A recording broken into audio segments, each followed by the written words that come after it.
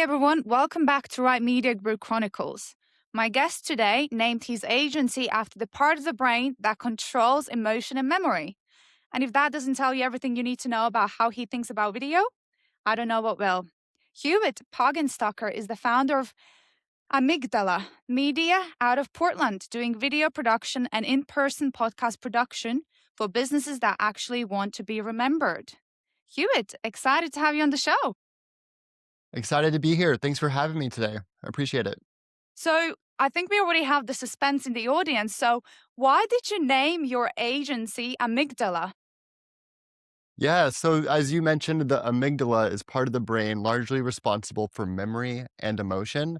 And I think memory and emotion are two very key parts of video. I ask my clients how they want people to feel when they see their content or recall their brand. So that's a big part of it. It's making the videos memorable so you actually remember what you saw. And then how you make videos memorable is often not only have them be engaging and educational, but also have like an emotional response. Yeah, I mean, it's quite a different take because most agency owners just use their last name. So it was a different take for sure.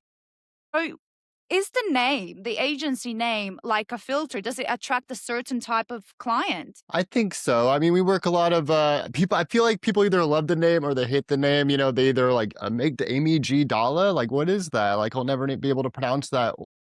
They're That like was me. psychology, or Remember they're on like our other call. psychology.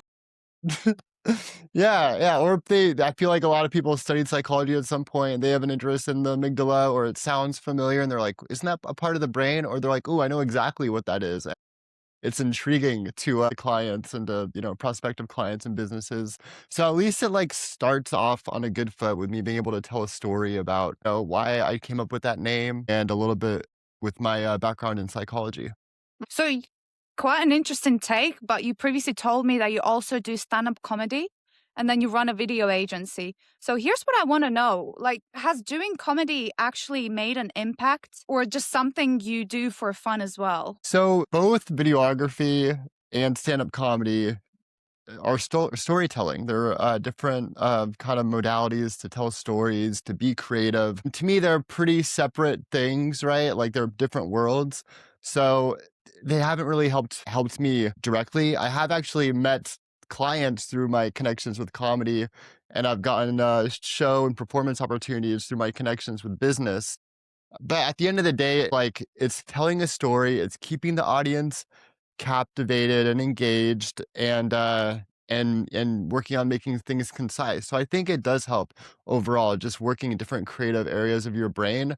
For example, if you're on stage, you could see when the audience is losing attention. You know that you need to get to the next progression of the story, the next punchline, the next tag, the next story point that people will find interesting. And it's the same thing with video. You can't have a lot of fluff. You can't have a lot of pointless content. You want to make good use out of people's time. So I think that's something that's exercised well with both videography, video production, and creating a stand-up comedy set. Yeah, I'm curious. Do you, because you mentioned storytelling is on both comedy angle and videography as well. So do you have a situation where the comedy brain has had to kick in? Maybe it was an angle that they wanted to take like in a funny comedy side, sort of a thing? Yeah, so I look at most of the videos that I've produced, and a lot of them are pretty straightforward, serious. They might incite an emotional response from a different way outside of comedy. But one of my clients in particular, Broadway Furniture, which is a furniture store in Tigard, Oregon, we create a lot of funny videos with them. Me partnering with one of their lead sales associates, Reese Hendricks. He also has a great sense of humor. So we've created a lot of reels for their social media that are humorous. And so that's been a fun client to work with as well. Yeah, that does sound like fun because obviously this is something you do as a hobby. So for you to be able to explore that whilst you're working in your agency must be quite exciting. Yeah, and it's something that I want to do more. I think it adds to making video memorable, right? Because if you can make someone laugh, or they have that knee jerk, the happiness feel that they'll remember that joke and then they'll remember that product or service or business, I think. Yeah. Something else you mentioned, which was interesting for me, is that you're part of a 105-year-old Portland network. So I want to ask you, what do you know about building real business connections what other people don't that are running LinkedIn campaigns? What do you think they don't understand that you have cracked the code for? Well, I think when it comes down to it, personal relationships are the key to being successful and growing in business. And that's something that I have attributed or networking events have been very helpful for me is developing personal business relationships. I'm a part of Portland Executives Association. I've been a part of this networking group for over 3 years now, coming up on 3.5 years. And it's been amazing for my business, for getting referrals, for working directly with other members in the group. A lot of people have tried a networking group like, BNI or their local, chamber of commerce or whatever it is. And not everyone has a positive experience with networking groups. And I've done a handful of them in my life, but this one, Portland Executives Association, by far has been the best one. I've gotten so much return on investment, so many good connections and mentors and people that I could, count on who have more experience in business than me if I ever have any questions about how to scale or any walls that I come up against. So, I'm a big advocate for video, for storytelling, but there's no better way for someone to resonate with your story than you telling them in person, face to face. So I think it's, we're both digital marketers and the internet is an extremely powerful tool to get to touch and be in front of a lot of people. That conversations, those one-on-one interactions, those are stick out in their own way. I feel like our brain categorizes those more as like a primary interaction than a secondary or something that seems a little bit more distant online. So I Yeah. think that's been super helpful for me. I definitely recommend for any, young business owner or anyone who's been in business for a while to join some sort of networking group, go to events because those connections have gone a long way for me. Yeah, they do say your network is your net worth. So that must have been a huge impression. I'm glad you found that networking group that you can really fit into and learn, like you said, mentors out there that you can look up to. And they say if you're the smartest person in the room, then you're in the wrong room. So surround yourself with people that are doing better than you so you can strive towards success. So you clearly are doing that, which is great. One thing you mentioned is storytelling and obviously emotion. That's where amygdala comes in. How can you really trigger that amygdala? Do you have an example of a campaign of a specific emotion that you evoked? That's a good question. Let me think about this for a second. I Yeah, think sorry for putting you music, on the yeah, spot. no, no, music is a great way, I think, with video to Mm. incite emotion. It's like it's so fun editing a video and just finding the perfect song to interact with like the edits and as the scene changes and as like the dialogue You is can go told. really wrong with that as well. I mean, Yeah, I've seen it's some videos on YouTube and it's like a podcast and they have like this rap beats in the background. Like that doesn't suit at all. So in your opinion, what's a good music? How do you suit a music to the video? Do you have I any also tips I for that? also want to answer your question too. I'm thinking about this video I made for Let's Work, Mm. which helps place people in careers, often day work like construction work, even though they're able to do a lot more than that. But they help place people in like kind of these day work labors, and they work a lot with second chance employment, right? So people who have been in prison, served their time, and they're rejoining the workforce. Those are a lot of the people that Let's Work will have and hire and place them at some of their clients' work opportunities, some of their job sites. And so that's an emotional story. We have all these, people, a part of the leadership team at Let's Work, telling stories about how these, second chance professionals, people who have, really turned their life around are some of the most reliable employees they've worked with. And I think that was a very powerful story that, gave me chills when I heard it. Because, that was an example of people love to see a rise, people love to see a second chance and to see that go successfully. So I think that's an example of a video that incited an emotional response. Yeah. Then So segueing into more details on the company's services and things like that. yeah, of course. I mean, we can even drop it down below here. It sounds like a very, very powerful campaign that was going on. And you're right. Those people also deserve a second chance because if they're not given it, like, how do you know they're gonna mess up again, right? So it's also like I keep hearing these documentaries where the prisoners would love a second chance, but nobody accepts somebody because they've had a criminal record. So I wonder how big of an impact they're actually making because it sounds incredible. Yeah, it seems like they've had great reviews from their clients. They've been Yeah. growing ever since they were formed as a business. I think it's, you know what, I actually don't wanna, like, say the incorrect, like, duration that they've been in Yeah. business for, but it seems like they're doing very well, and I would definitely refer business to Let's Work. They are also in my networking group, so a great example of, like, Yeah. a client that I met in that group and someone I was able to produce a video for, and, someone who is also a great connection if I ever need mentorship, the owner of that Wow. company will. So, yeah, I think that video is probably available on my website, amygdala-media.com. I have a tab called Projects where I have a Mhm. lot of example work and videos, and if that's not already up there, then I'll make sure to put it up there by the end of the You're gonna week. have to now. We're gonna make sure you're keeping your word. Yes, yeah. So, was there a specific relationship from that group that changed the trajectory of your business? Because you mentioned it had a huge impact on obviously how things went along. So, obviously, having those mentors around you too. Yes, yeah. So, not only have I worked directly with businesses in this group, but I've gotten amazing referrals Mm. from this group as well. So some of my longest running clients are these podcasts that I produce for businesses and business owners, right? And podcast production is a great service for a video agency such as myself to put together because it's almost like a subscription for your services. As you can imagine, as you do Nice. a lot of Yeah. podcasting, so but all of a sudden I'm producing numerous episodes a month for numerous businesses. So Deborah Albers is someone who referred me to Acumen Executive Search, who started a podcast called Hiring for Good. Deborah Albers is in the Portland Executives Association group. And then Brian Donahue, he's another professional in the group that he introduced me to Dr. Kelly Blodgett, a dentist who's one of the co-hosts of the Whole Health podcast, which I've been producing and filming and editing and distributing as well. So those are connections that they definitely kind of changed my business because I have more high quality example work of podcast production, and both those clients has helped Amygdala Media out, financially as well. Yeah, of course. No, sounds incredible. And you cracked the code because I've spoken to a few video production agencies and they're like, I want to really focus on that retention, like not just like a project I do and then bye-bye, see you next time I need you. Is that retention and that monthly retainer that you want to make sure that you've got a sustainable income as well. And podcast is a great angle for you in that regard because it's something they want to do month in and month out. Do you have a particular subscription model for business owners out there? Well, I have packages Packages. for however many podcast episodes they want to create.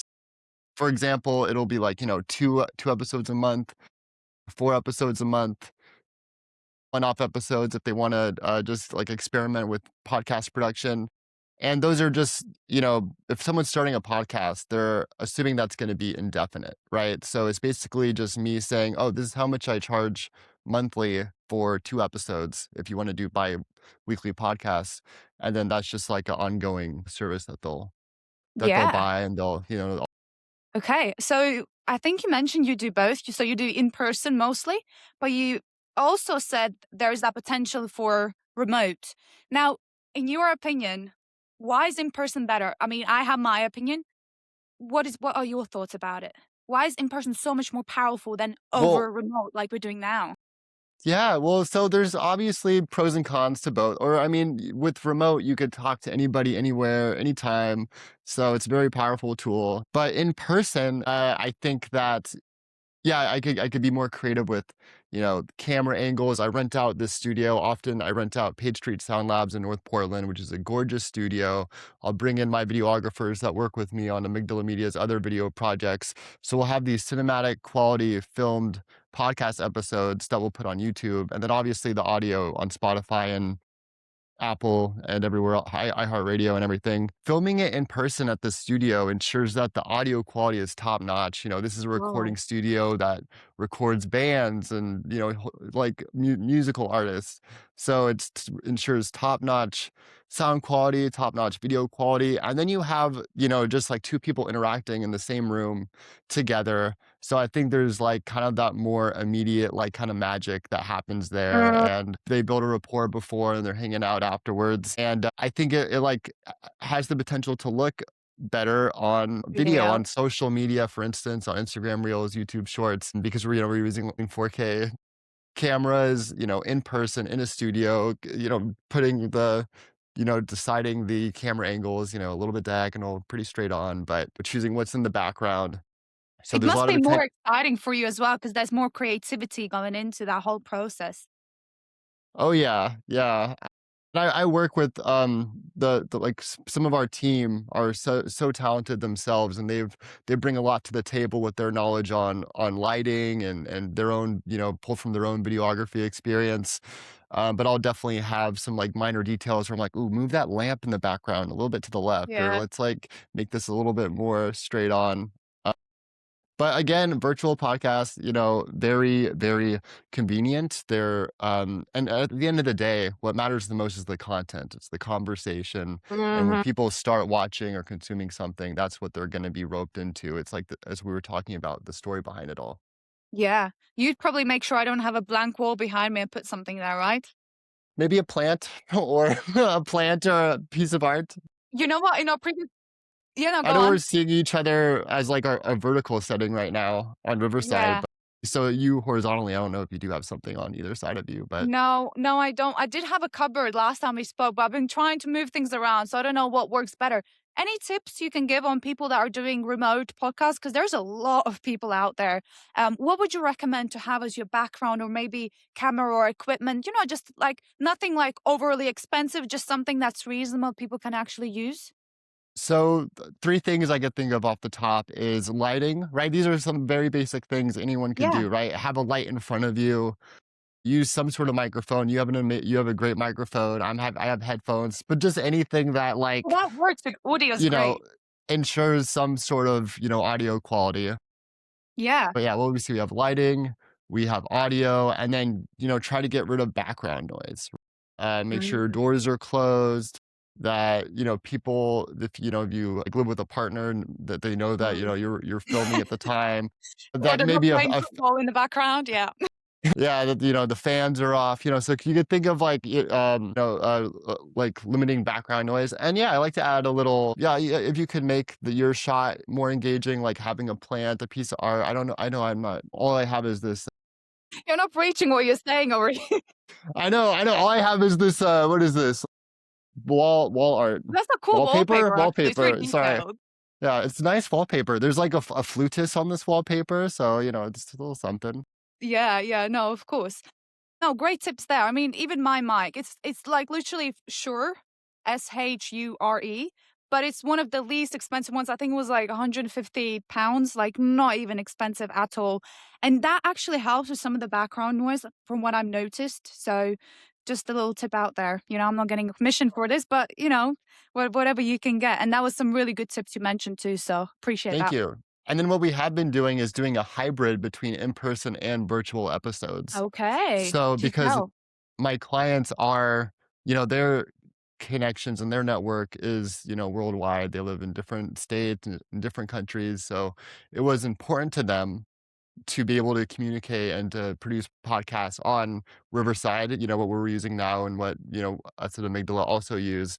But what we'll do to make the production quality just a little bit better is we'll film it in the studio. So we're still plugged into the studio microphones. We still have cameras there filming the co-hosts, but then we edit in the footage that we download from Riverside virtually from the guests as well. So Oh, that's how we're wow. able to do a hybrid of filming an episode that is also includes a virtual guest.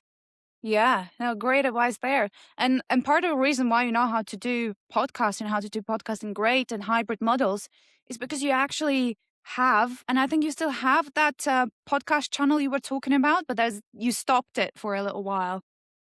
Yeah, I self-taught, the history of Amygdala, we started in, or I started in 2019, and I started off doing just social media videos and then started doing videos as video became more prevalent. And then when I was in one of my initial, networking groups, my co-working space urban office, which also another great way to network is join like some sort of co-working space. But there is a networking group there called Urban Network. And to help promote that networking group, I created the Urban Network podcast. So I had this podcast where I'd interview business owners.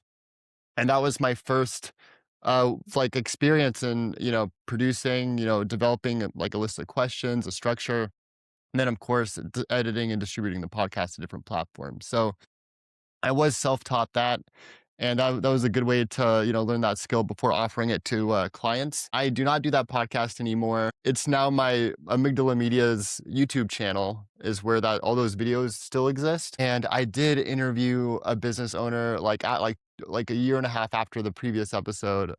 About a year ago, independent restaurant concepts, but that's not something I'm doing currently. What I am doing is I'm creating a series called Cool Portland People, which is on YouTube. So if you YouTube Cool Portland People, I have a series similar to a podcast where I do activities with creatives in Portland while interviewing them. I'm getting ready for episode 4. I'm really excited. There's this immersive art museum in Portland, Oregon called Hopscotch.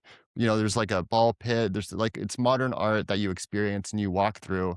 And I'm going to be interviewing this comedian, Susan Rice, who is recently on Star Search on Netflix. She's on Don't Tell on Hulu. And she's like 74-year-old, charming, hilarious. And we're gonna go through film me interviewing her while walking through this immersive, like playful art museum. So Love that is that. a series I'm working on right now. It's not on Spotify, it's only on YouTube, only visual, but I'm working on getting it into more placements, and that's kind of what my current passion project regarding something similar to podcasting. Yeah, I don't know where your head's at from when we spoke previous, which was about a month ago, but you said you've thought about launching another podcast for your own business potentially. So I'm sort of wondering what's the one thing that's holding you back right now? That is a great question. I guess, I'm focusing on the current priorities I have, new client acquisition and working on a couple other projects. But yeah, you're right. I think, podcasting as a business owner, interviewing business owners, talking about marketing and video and what you do is an excellent tool. I think, I'm in this area in my business where I'm still wearing a lot of hats, right? I still have some scaling to do before I could, start outsourcing, project management and some admin work more regularly. And need to, make the time to start a podcast again. I'm still thinking about what name I'd want that to go under. I think, Amygdala Media interviews was something I was considering because then, Yeah, I was gonna say probably something smart again that I'm struggling to pronounce. yeah, yeah, or just Hewitt business interviews, something Yeah, SEO I'm definitely friendly. looking forward to that. If you want to brainstorm some name ideas, I'm here. Thank I'm a you. Yeah, simple. I'm open to any ideas. Please send me ideas, and I appreciate Yeah. you asking me that because I need some inspiration. I've been thinking recently about how I miss interviewing business owners. So Yeah, no, of course. Yeah, we can still brainstorm after this call as well to see if there's any more ideas I can give you. thank you. So talking about, you mentioned that you're focusing on that client acquisition now, which is very important because agency owners I speak to, the two resources are networking and referrals. Now, if that dried up, what would happen basically? Because if you're not focusing on other pipelines, what do you do? Yeah, it's important to, not have all your eggs in one basket. Something that I've found to be a very powerful combination for like my clients and other projects is the combination of Instagram Reels, vertical short form videos and meta advertising, right? Or like Um, something that's been so effective for Broadway furniture, for instance, that has literally brought in clients to their business is we make these like entertaining reels and then we boost them on Instagram or on the back end through Facebook's ad advertising platform, Meta. We just target people who have an interest in furniture or homeownership or interior design within like, 10 miles. We've experimented with different targeting and radiuses, but I think that's a powerful marketing combination is creating a video and then putting some advertising dollars behind that too. yeah, I yeah, found no, that for to be sure. effective and then as well as my own social media strategy, I always post, videos we worked on to LinkedIn, on my own personal LinkedIn, on Amigdala Media's LinkedIn, and I think that keeps us top of mind as well. Yeah, content is so important. And that's what many people don't understand. That's what's helped me get content out there is the podcast, is the little short clips, actually, not the full episodes, which are out there for people to, have a look at. But it's the little shorts that really are trying to attract a lot of traffic, even for me, like for my business. People are reaching out to me. They've seen me, God knows where, on Google or LinkedIn from another person that, I had a podcast with. And they reach out and genuinely curious about my services. So it's not just the people you get on conversations with, the wonderful they are, the thought leadership, but it's also sort of your network and the traffic that naturally comes your way, right? And that content, like you said, you focus on content because you know that there's money in that. Yes, 100%. I think that is, I think the content and video is like the number one way King. people are gonna like remember, oh yeah, this person exists. This person Yeah, probably, of course. Keeping probably, on top of mind. yeah, yeah. So I look forward to the reels from this episode. I'm so excited that Yeah, we're for filming a sure. long I think form we'll have a couple of good podcast. ones. Yeah, for Yeah. sure. This could You be one mentioned, right now. We could be in a yeah. reel right now. Yeah, why not? Who knows? You mentioned in our previous chat having a mountain of content actually for your own agency, Amygdala, but you haven't had the time to edit that. Now, I'm wondering what's stopping you because, like you say, content's so incredible. But last time we spoke, you were like, "I have this mountain of content. I just don't have time to like edit it and repurpose it on our socials." Yeah, I'm excited that, I keep on getting these phone calls for people wanting to start podcasts and create Mhm. videos and, it's just like more work on my plate that I've been prioritizing and putting at the forefront. But yeah, it's like it needs to happen. I could, 10x, I could like my business, that's probably the thing stopping my business from getting to that next level, reaching all these people organically and through the algorithm and, not just from, one-on-one interactions in my own network. But if I just do need to create the Media commercial, like our own video. So Yeah. instead, I've been just sharing the videos that, we've created for our clients. And that's been decent, consistent like content strategy. The work speaks for itself. Why not just show people what we could do? But an Amygdala Media video would obviously have numerous examples in one place while I would be describing, our services and more about the company. Yeah, I'd love to see. I think you're waiting for that time, but you're so sort of keen on delivering for your clients and making sure they get the perfect video or the content that you tend to forget about your own agency, your own content. Right. And that's a common thing with everyone I get on conversation with is just finding that time and just locking that time for your own business development within your agency. Yeah, no, I totally agree. I was excited before this podcast episode. I made the time to make a LinkedIn post for Amygdala. I posted this Yeah. video we made for Clover Glass, which is a glass manufacturing company that installed some pretty beautiful commercial work, like like Lincoln High School, the Grotto Meditation Center. They've done like a lot of really cool modern buildings and like designed the glass for them. So anyway, I felt good just like putting aside like 10 minutes just to like make this post and share this video on Instagram and LinkedIn. But you're right, I need to start chipping away even more at the more official several minute long Amygdala Media video that Of course. I've been collecting content for years. Yeah. Yeah. It's just get it out there, and let me know once you do. I want to see it. I'm sure it's going to be great. Thanks. How do you like put aside time for working on your business? Do you have time every week that you put aside to work on Yeah. Good marketing for your question. business? I'm trying to pick your brain to understand. You know what? It does help that I'm not alone. Got a business partner and we can rely on each other and the team as well, right? Once you don't have that, when you wear many hats, it is difficult. I honestly, I don't know how you do it. Yeah, I'm lucky that I do have, some teammates, some, editors I could get to Yeah. edit things for me. And I feel like um I don't know, I do enjoy editing and I know especially with the Mm. Amygdala Media video, that's something that I'm gonna be wanting to make those creative decisions with.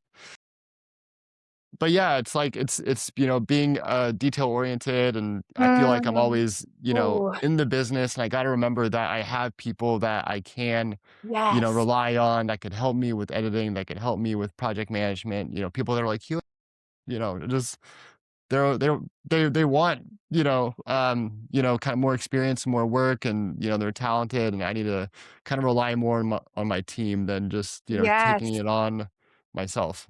That's a huge thing as well that agency owners tend to struggle with. It's delegation. You just know that you can do such a great job. And you, to me, Hewitt, you seem like a perfectionist. Now, this is a great skill to have, but it can also get you into analysis paralysis, where you're like, I only want to get this out when it's perfect. And then you're just sort of not doing anything, especially with your own agency, right? Do you think I'm right, or am I going off the wheel here? I think I do. I feel like I do enjoy releasing things. Like that's the fun thing of creating videos, of creating content. Honestly can't wait to send my clients the video or to post something myself. And there's been times where I've probably posted things when I could have, like, for my own stuff, things that I could have worked on longer. But so I think I do have a balance there between like analysis paralysis and like, just posting things too quickly. I think I have a pretty decent balance because, the most fun thing to do is actually put the content out there to see the response from the audience, from the viewers, from, the people that it's put in front of. And so that's something I look forward to, and I'm not like shy from is to send it, to make moves. And that's something exciting about content is, Yeah. we're going to release this podcast and it's going to have the opportunity to be listened to and watched and interpreted and enjoyed. And I think that excitement of Mm, getting a reaction from an audience is what kind of helps me balance out, my mm. perfectionism and actually completing a project and getting it done, right? Because nothing's ever perfect, it's up for Yes, yeah. interpretation. So, um, yeah, I think I have a good balance between those two things because the delivering, that's a fun part of creating videos is just to even hear the clients like, "Oh my god, we love this. I got goosebumps." Yeah, yeah. Yeah, of course, yeah, because 'cause you're so passionate in what you do, and that's, that's great in and of itself. Now, I wanna talk to you about niching down because you like to set a wider net, and everyone's talking about you gotta niche down, you gotta niche down.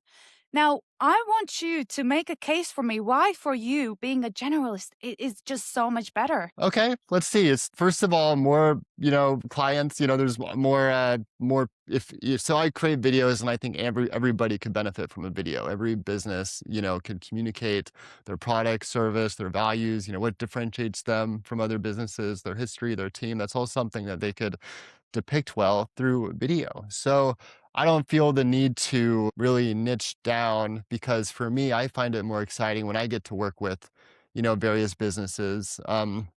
Right. Like I've worked with like, moving companies, solar panel companies, retail spaces, office spaces, funeral homes, Yeah. just like, recruitment agencies, dentists, nutritionists. And it's fun for me to like learn, a lot about these various businesses. And, that keeps works exciting. But, the same thing that makes me good at making a video for one industry is what helps me make a video good for another one. It's that's being curious about them. Regardless of the industry, there is like a time where I sit down, get to know the business owner or know the leader and their team who I'm talking to. And I take some time to do research, right? Prior to getting started on a video. I don't just jump in, assume I know about the industry. So even if it's an industry I'm less familiar with, I still like to kind of immerse myself in that industry or, do some research, go down a rabbit hole, get inspired. And, you know, if let's say I just had one type of client, right? Let's say I just did, glass manufacturers and installers, right? That content would get boring after a while. If for someone that just followed Amygdala and me posting example work, they'd be like, oh, here goes another gorgeous glass installation. For me as a marketing like person, it's like, ooh, it's something fresh every time I Yeah. post. Yeah, um you're right, you're right, and you're not so limiting yourself either. You can open that creativity from your brain, like, "Okay, how am I gonna position this in a great way?" And sometimes you have that outsider perspective view as well, which I think works great, and especially when you're trying to reach unknown audiences too. Now, if you had a gun put to your head and you had to choose a niche, which one would it be and why? It's just a theoretical thing. It's not like you got a niche down. It's just something I'm wondering. I'm guessing it would be a niche that's would still keep you creative, but I wonder what it would be. yes, me as well. Who would a niche be? I've had fun working with so many companies. All right, I'm trying to Mm, think of like, I feel like it would be something like some sort of practice, some sort of medical practice, mm, right? like a dental practice or a law firm. Actually, not law, because law firms are interesting to work with, but there's a lot of red tape. They're obviously, have to be very Oh, precise okay, about yeah. everything. So there's like another, kind of there's some like additional challenges with law. But I do like these like kind of firms and these like medical practices. I think they're a good size. They have like a strong team, a good story, and they're interesting. There's like a bottomless ocean of information that you could share regarding any sort of medical practice, like a doctor or a dentist or any sort of law firm, right? It's like the information that you could create content for would be endless. Those businesses also have the potential to be generating a good amount of revenue, so they could have like a budget for Ah, video and for high quality video, and I find those interesting as well. Just science, law, any of those types of content, yeah. I find, I would be engaged, right? I wouldn't get too bored too quickly because I'd have the potential to learn a lot making content for them. But I'm glad that I don't have to choose to niche Yeah. down. It's just theoretical. But yeah, I would say science really resonates with you because, I mean, agency name, Amygdala, right? So Right, yeah. even I think even if they saw your agent's name, they'd be like, ooh, that you pique their interest straight away. That's like the audience or the industry you speak to pretty much, right? So yeah, Yeah, interesting perspective. that makes sense. Yeah, they had studied the amygdala in med school, right? Yeah, So yeah. or, psychology school. Okay. So, yeah. Hewitt, let's make this fun. Let's do a few rapid questions where you answer in a few sentences or less, okay? Okay. Awesome. So, what is the biggest mistake agency owners make with video? I think well, Because sorry, oh, yeah, rapid questions, yeah, so I think, what you said as paralysis, like, that is huge. People do think they put way too much thought on one reel or something, but eventually you just need to record it and put it out there. Don't overthink content, putting out sharing something is better than sharing nothing. Mhm. And bold predictions. So, 5 years from now, what does the average business's content strategy look like that most people aren't seeing yet? Well, successful businesses will be doing podcasts and be podcast hosts, I think. Really? Um, So, you think everyone's well going to start doing podcasts? I think that out of all the trends that I'm seeing, that seems to be the most promising one because it's conversational, it's authentic, and it's a efficient way to get a lot of content that you could create a lot of like, social media posts from. Uh-huh. So I think podcasting is a powerful tool. I kind of exaggerated being like, oh, the successful ones will do podcast. There's going to be plenty of successful businesses that don't do podcasting, but I think that that's a trend that I see growing, and Mm. that pierces through the clutter online, right? Like there's so much saturation on social media platforms. I think podcasting is a way to to stick out from that That's really clutter. deep. That's really deep. What do you think an agency or a business that doesn't adapt to that look like? So in the next 5 years, if they don't have a podcast, do you think they won't stand out as much? Yeah, so hopefully they'll be doing a lot of other things. Though they might still be on print. They probably have a mailing list they've been working on, but I don't think those are going to be as effective as a podcast. But they're going to have to carry the weight some other way. Yeah. Even if it's just like graphics that contain testimonials and information about their industry and their practice. I find that content to be unique. That could be boring or, it's easy to scroll past that, but they better be doing something. Also, I think that the About Us video is evergreen, and that should always be something that a business, creates. It's like the video describing their business, their services, what differentiates them, and Mm. maybe showing an insight on their values and their team in history. I think that is something that can convey what a business does, and that's a powerful tool for a business to have too. So if they don't have a podcast, at least have that about us video or a general business commercial, Yeah. and then maybe put some advertising dollars behind that from time to time. Yeah. No, I think you're right. I think content is end of the day is powerful, and podcast is just a brilliant way to start repurposing content out there, short clips, full videos, like you just said. So talking about growth. So in the next 12 months, what is the goal you have set for your agency? This is not a rapid question, don't worry, you can take your time answering it. I So acquiring new podcast clients is the biggest, goal that I have. I want to. I would say. Did you say the next 6 or 12 months? 12, 12. 12. Yeah. Well, I definitely want to be, producing double-digit podcasts. At least 10 Mm. podcasts by What, the a end of month the or? year, and that's very, very doable. I'm yeah, halfway there. So I think, Nice, especially, nice. yeah. Do you mean like doing 10 a month or like 10 clients onboarded as podcasting clients? 10 podcasting clients. So I Mm. imagine they'd all have a different frequency, weekly, bi-monthly, monthly even though I'd recommend at least twice a month, if not weekly or Yeah. more. Yeah, if not more. I recommend once a week. I do like Yeah. 5 a week, so Yeah. but I don't have a life, so it's That's different. awesome. Yeah, that's I yeah, I want my clients to produce more podcasts for sure. A lot of them being business owners, they have a hard time justifying the time for that, but I think ideal is weekly, because then your audience can remember, "Oh, every Tuesday morning, I could tune into this podcast." So, Great advice there. You mentioned previously how you get sometimes you have guests invited to the podcast, I'm guessing, or is it just them sort of sourcing their own guests who they're picking brains with, or how does it work?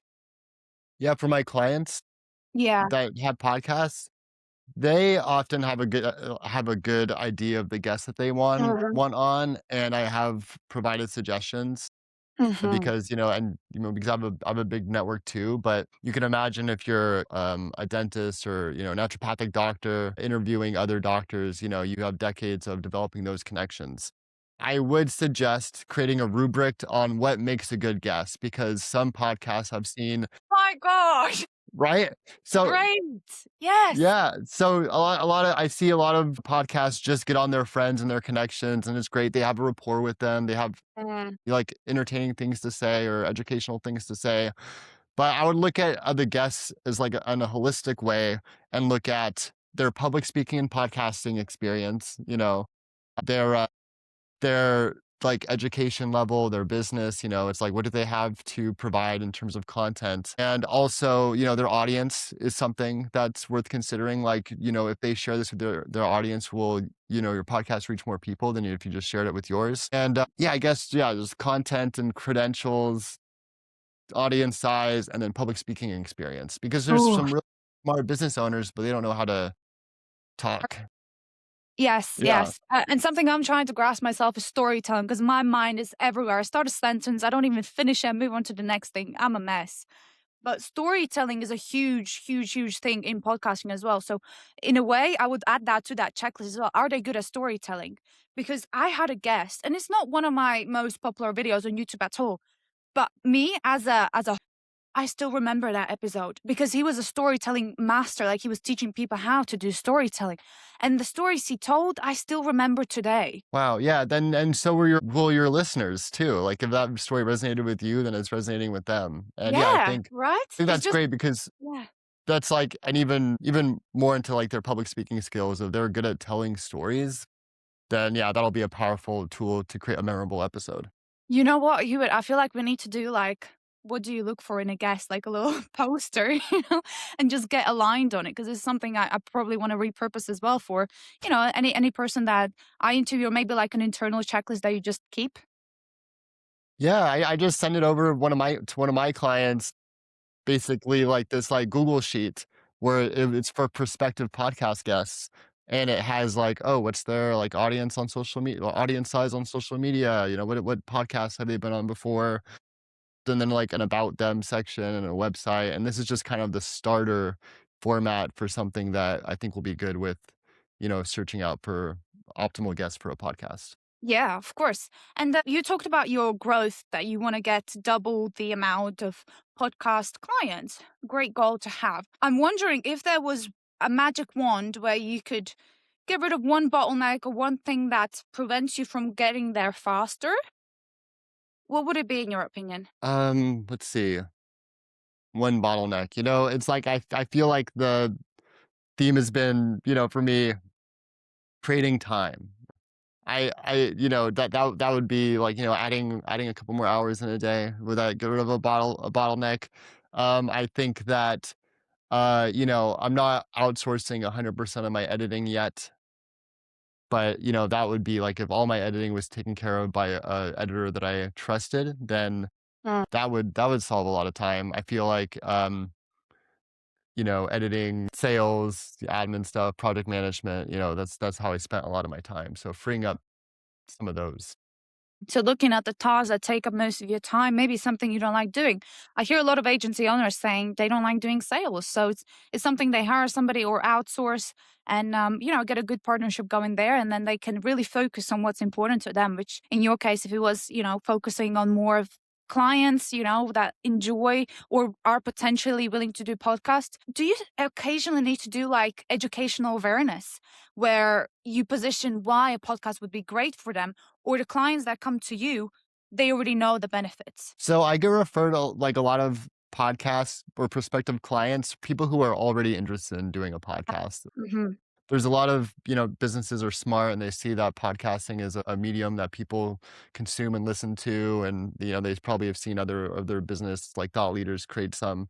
So often, me being introduced to businesses who who want a podcast, that's a goal that they've been thinking of for a while.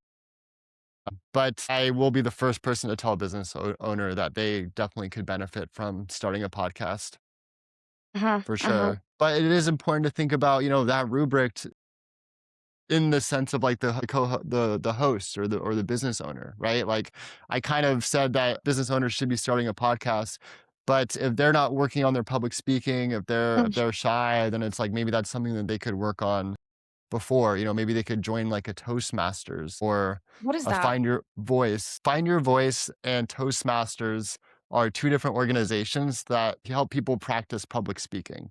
So they're an Right. hour to 2 hours long, and it's almost like a networking group, except for, they like people will be giving speeches throughout the. It's structured to help people work on public Amazing. I didn't speaking. know that. Yeah, It's definitely yeah. something I'm going to check out. Why not? So Toastmasters and Find Your Voice. Find Your That's Voice. one located in Portland, Oregon. So you Oh, you are they asked in early person? in person? Yeah. Yeah, I bet, they speak let's see. Toastmasters is such an old organization. I wouldn't be surprised if they have a virtual arm of their public speaking. There's gotta be some virtual, like, things on Ah, Zoom, but yeah. a lot of Times are these changing. groups a lot of these groups meet in, like, a conference room somewhere, I I see. Yeah, think. maybe there's something in the UK for me as well. I'll have to do my research. But yeah, that sounds really great for anyone who's trying to improve, become better, right? Because I like to think of myself as a student. I'm constantly learning from any guest that I interview, anything in my life. Like I'm constantly reading books because I don't think you need to have that mindset like, oh, I'm smart enough because nobody is. And times are ever changing. So you just got to readjust yourself, reinvent yourself and your business in order to really take on the times that are coming, especially with AI now knocking at our door. Yes, and you wanna stay sharp. I love that you're, always reading, right? I think that's so important, right? To help with the expansion of the mind, with creativity. Like, the more information you have to inspire you, then the kind of the more creative that you're gonna be, then the more expansive your mind's gonna be Yes, in coming up with yes. solutions or possibilities. Yeah. Hewitt, thank you so much. I've thoroughly enjoyed this podcast. If people wanted to connect with you, find out more information, or check your services out, where should they look? Thank you. Yes, so my website is Amygdala, which is spelled Amygdala hyphen media.com. We have a contact part of our or a tab on our website. You could text me, you could call me at 503-867-5011. My email is Hewitt, spelled Hewitt at amygdala-media.com. So those are the best ways to get a hold of me, or DM me on Instagram or LinkedIn. Yeah, if people spam you now because you put your phone number out there, don't blame me.